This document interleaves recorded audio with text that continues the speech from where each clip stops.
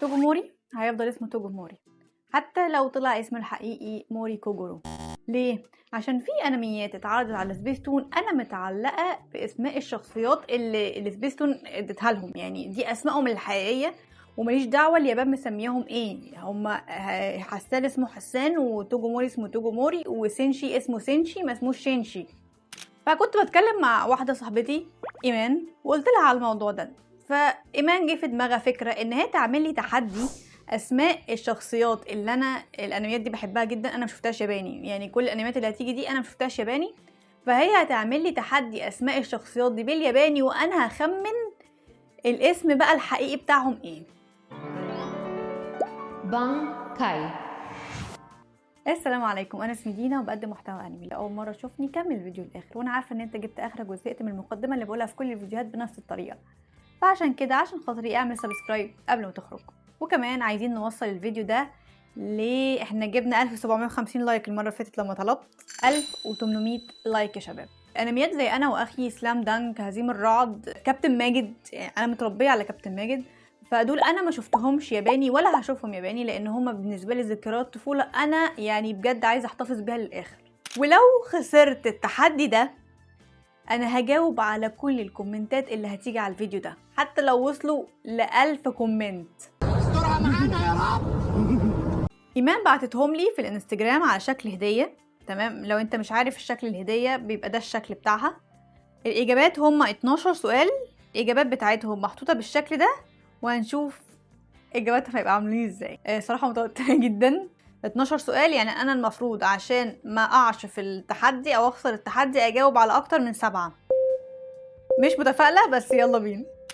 اول سؤال، اسم حسان من سلام دانك بالياباني.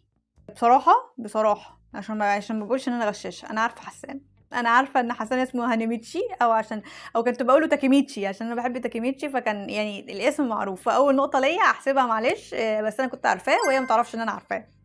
اول سؤال الاجابه هانيميتشي صح. السؤال التاني، وسيم من وانا واخي اسمه ايه بالياباني؟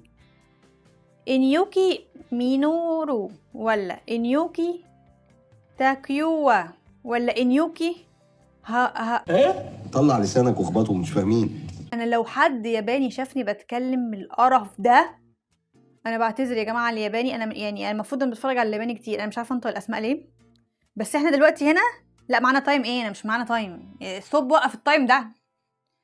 دلوقتي احنا عندنا 3 انيوكي، في واحد منهم وسيم. بصوا انا ما عنديش اي معلومه عن الكلام ده، فاحنا هنعمل حادي بادي كروم. انيوكي تاكويا. تعالوا نشوف الاجابه صح ولا لا. الاجابه الثانيه طلعت الاولانيه انيوكي مينورو. والله العظيم وسيم احلى، وسيم احلى بكتير من ايه انيوكي مينورو ده. السؤال الثالث، بسام من كابتن ماجد. على فكره هو كابتن اسمه كابتن ماجد، اللي هيقول لي كابتن توباساه لا ما اعرفكش، هعمل لك بلوك. اسمه كابتن ماجد. فالسؤال بيقول بسام اسمه ايه بالياباني من كابتن ماجد؟ بسام اصلا بغض النظر عن اي حاجه بسام ده الكروش، يعني انا ما كنت اللي هو شايفه بقى اسمراني طويل، كان حلم حياتي كطفله ان انا بسام انا هو نرتبط، بس للاسف ما حصلش نصيب، ما اعرفش ليه، عشان بسام بس يعني حد الطباع شويه، لكن كل الناس كانت بتكرش على ياسين وتكرش على ماجد، انا كنت بسام، فلازم اكون قلبي، انا متاكده ان قلبي هيقول لي اسم بسام ايه. انا رغيت كتير. وزارة تسوباسا اكيد مش يعني اختيار مش انا اللي اقع فيه، يبقى هو مش، احنا عندنا كده اختيارين، هيوجا كيوجيرو ولا واكاشي مازوكن. يا هيوجا يا مازو، فانا حاسه ان هو هيوجا، لان معظم الناس اللي اسمهم هيوجا بتحس ان هم فخمين. هنشوف الاجابه. الحمد لله، كنت حاسه ان قلبي هيعرف ايه الاسم صحيح. ده سؤال بقى تركه. من هو مامورو اندو من انيوسكي ابطال الكوره؟ ابطال الكوره، يعني حضرتك يا ايمان عارفه ان انا ما شفتش ابطال الكوره، فعطلي سؤال من ابطال الكوره. هي دي الصداقه. بعتني بكام يا صاحبي؟ تسلمي يا حبيبتي، هي دي الصداقه. انا ما اعرفش اي حاجه عن ابطال الكوره خالص. هو بص انا عارفه الصوره دي، يعني انا الصوره دي انا عارفاها. عامر، انس، ولا سامر؟ هو انا يا عامر يا سامر، لان انا ما سمعتش عن اسم انس ده في حياتي، محدش سمى الكرتون انس بصراحه، فهو يا عامر يا سامر، بس انا يعني عامر اسم بيتردد كتير في ودني، بالنسبة لأبطال الكرة فأنا أعتقد مامورو وإندو ده عامر. يبقى أنا كده 3-1 يعني 3 كسبتهم ماشي. تامر من النمر المقنع اسمه إيه بالياباني؟ بيقول لك إنيوكي. هو في إيه؟ هو كل شوية إنيوكي؟ أنطونيو لأ أنطونيو ده إيطالي ماشي، ولا سايجا مينا ولا أكوتيتسو؟ أنا هستبعد أنطونيو، يعني هو أكيد مسموش مينا، يعني حاسة إن هو مسموش مينا، فحاسة إنه دايما البطل بيبقى اسمه تاتسو، فأنا إن شاء الله هقول أكيو تاتسو. والله العظيم الصحفي تامر أحلى، والله ما بكدب. تاتسو إيه وديلة إيه؟ لأ. السؤال السادس اسم أنمي سابق ولاحق بالياباني. انت بتلعبيني بقى مش شخصيات بس. باكاسو كايودي ليتس جو سوروكي أنبا مان. أيوة أنبا مان ده أنا عارفاه، ده اللي بيجي للأطفال في اليابان الصبح ويبقى هو مش أنبا مان ده. شيما تورا نو شيشيجو. اوف ايه الفيديو النطق العجيب ده، مش هعمل كده تاني. فانا حاسه ان هي لا تسابق يعني طير يا مجنم هيقول ليتس اند جو دي، فيعني حاسه ولا شيرو. ان شاء الله هو ليتس اند جو. الاجابه الصحيحه بيكسو ليتس اند جو. يا السؤال السابع من هو اوي فولت من بي باتل بريست؟ ايه بي باتل بقى بريست ده؟ هي الشخصيه دي انا مش يعني انا عارفاها. بي باتل ده بتاع ايه؟ البلابل، صراع البلابل. انا ما شفتوش خالص ولا اعرف عنه حاجه، ما كنتش بحب اللعبه دي اصلا يعني. الاجابه هي شهاب ولا فريد ولا ماهر؟ مفيش اكيد حد اسمه فريد، يعني مين هيبقى بطل انا اسمه فريد؟ فيا شهاب يا ماهر. ماشي انا ان شاء الله هقول ماهر. الاجابه رقم 3 ماهر. اوف طلع شهاب. على فكره هي اجابه منطقيه، شهاب يعني عشان كده طير يا شهاب. ما هو اسم فرح من انا واختي؟ انا ما شفتش انا واختي، بس انا على درايه بيه، يعني انا كان بيجي واسيبه يشتغل، لكن انا متابعاه لا. صدمتي ان هي ما طلعتش اختها في الاخر، يعني ده لما كبرت بقى، يعني لسه اما ابتديت اعمل شغل اصلا فيديوهات اتصدمت ان هي مش اختها اصلا، وان هي بنتها جايه لها من المستقبل، فكانت دي صدمه حياتي. وقول يا ريتني اتفرجت عليه، لان حاسه ان هي فكره حلوه ان بنتي تجيلي من المستقبل، فانا هعمل له ريواتش بالياباني طبعا مش بالعربي. كفايه قوي ان هي اختي، لا انا هشوفه بالياباني ان شاء الله. فاسم فرح من انا واختي هل ناتسومي سوجيلا ولا ايزومي ولا ناتسومي برضو بس موزيكو ولا ميزوكي؟ ناتسومي ميزوكي. انا حاسه بصوا انا حاسه ان ناتسومي ميزوكي اسم سينمائي. ناتسومي ميزوكو خلاص. اخر رقم السؤال الاجابه الثالثه. هاي ايو.